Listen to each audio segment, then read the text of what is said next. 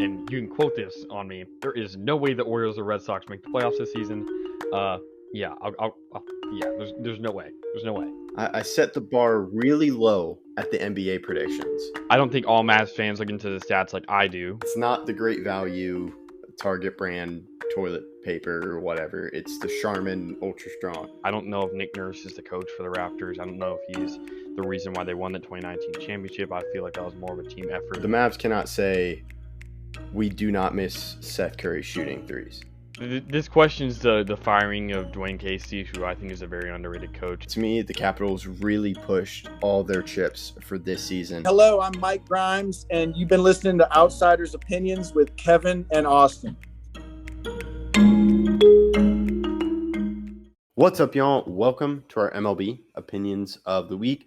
We're in the middle of the season and kind of getting near that trade deadline, which raises the question of, in the title, created by the man that is beside me and I will be talking to for this episode, as I always do, Austin. Kevin, it's weird. If you look at wins above replacement for pitchers, and it's a cumulative stat, so you know these players have played a good bit of games. Of the top 5 pitchers in the MLB, in WAR, number 1, Seth Lugo, so he plays for a good team in the Royals. But number 2, 3, 4, and 5 are all on bad teams. Garrett Crochet with the White Sox, Tariq Skubal with the Tigers, Eric Fetty with the White Sox, and Tyler Anderson with the Angels. So 2 through 5 are all teams that are almost certainly not going to make the playoffs.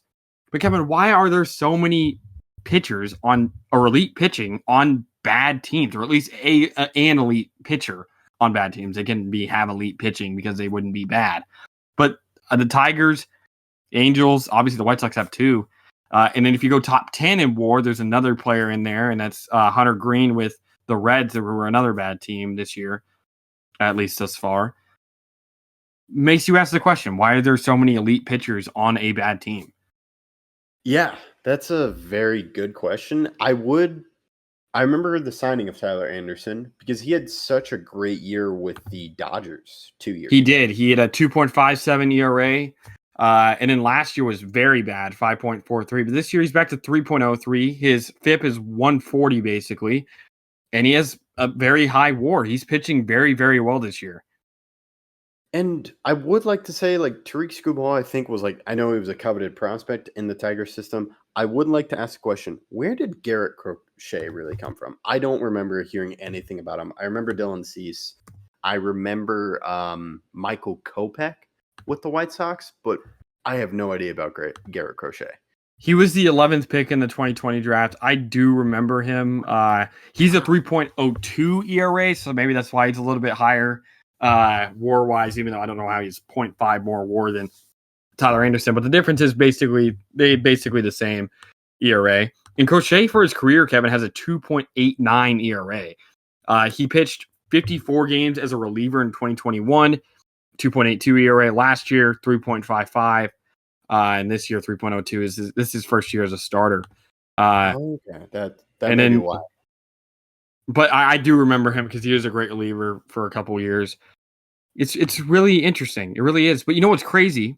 Between Anderson and Crochet, neither of those guys have winning records. Tyler Anderson with a 3.03 ERA, very, very good, 7-8. And Garrett Crochet, 3.02, basically the same ERA, 6-6. It doesn't make sense. I don't understand. The only guy up here that plays on a bad team with a good win-loss is Tariq Skubal. He's a 2.32 ERA, extremely, extremely good, and 9-3 record.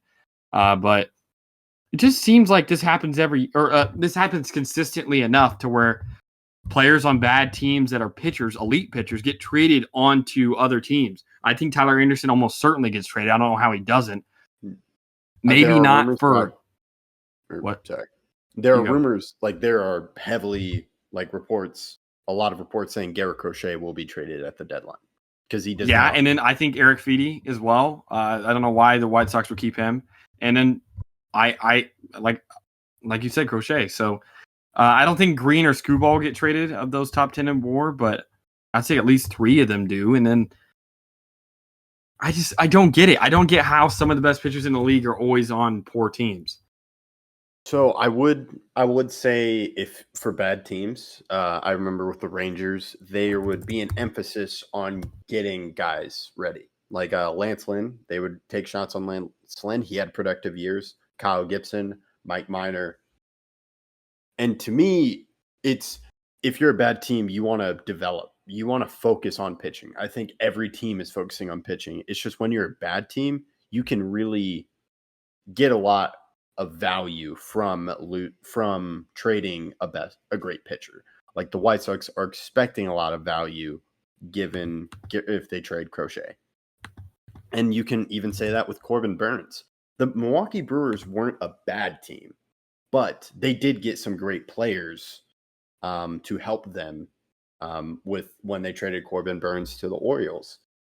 So my thing is, I think some teams are valuing like, let's get pitching right, because that's been the biggest thing. You just need good pitching. So that I think there may be an emphasis, but it is weird that from what you said, I think Tariq Skubal, I know you're really high on him entering this year, but I think My Cy Young pick. Oh yes, I remember that because you were high on the Tigers.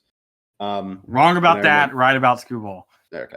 Yeah, I remember. I've been hearing there were some people I used to listen to. They'd be like Skubal, and I think there's just an emphasis on let's get good pitching because even if we're bad, we can get help for our team. And also, if you're good, like if you're the Angels, when they were trying to be good, they signed Tyler Anderson. There's just so much ability on the pitching where you can be like, we can be good, and if not, then you trade him. Yeah, there's no way a good bit of those guys don't get traded. Like you said, Crochet, Feedy, and then obviously Anderson. The Angels have to trade. They have to. Yes. And like you'll get a lot back. We saw what the Cardinals got for Jordan Montgomery from the Rangers. Even the Mets, they got Luis Angel Acuna for Max Scherzer. They also got something from Justin Verlander. So it's gonna be a big trade deadline, but any final thoughts? Not really. I'm excited to see what the trade deadline will look like.